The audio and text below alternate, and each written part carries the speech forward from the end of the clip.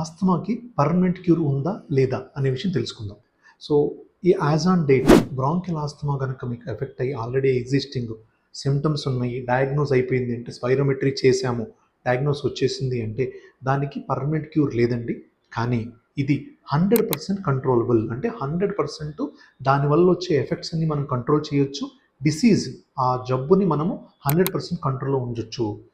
ఎందుకని మనకి కంట్రోల్ లేదు, ఆ క్యూర్ లేదు ఈ రోజుకి అంటే అది బ్రాంకియల్ ఆస్తమా అనేది ఒక complex interplay between genetic and environmental factors. అంటే మీ జీన్స్లో ఉన్న ఫ్యాక్టర్స్ని బయట మీరు ఎన్విరాన్మెంటల్లో ఎక్స్పోజ్ అయ్యే ఫ్యాక్టర్స్కి రెండింటికి మధ్య ఇంటర్ప్లే, అంటే రెండింటికి మధ్య ఇంటరాక్షన్ వల్ల వస్తుంది.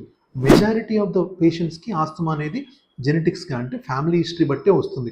ఫ్యామిలీలో పెద్దవాళ్ళకు ఉంటే మనకి ఇన్హెరిట్ అవుతుంది. సో మళ్ళీ మీ ఎన్విరాన్మెంటల్ ఫ్యాక్టర్స్ ఏదైతే మీరు ఎక్స్పోజ్ అవుతారో వాటికి ఇంటర్ప్లే ఉంటుంది. ఈ రెండు కాంప్లెక్స్ ఇంటర్ప్లే వల్ల వస్తుంది కాబట్టి దానికి పర్మనెంట్ క్యూర్ ఈ రోజు వరకు లేదు. కానీ చాలా మెడిసిన్స్, ఇన్హేలర్స్ కానీ బయోలాజికల్స్ కానీ ఇలాంటి మెడికేషన్స్ హయ్యర్ లెవెల్కి వెళ్ళే కొద్దీ మీకు almost near to complete resolution, అంటే 100% డిసీజ్ కంట్రోల్ అయ్యే వరకు మాత్రం మనం చేయొచ్చు ఆస్తమా గురించి.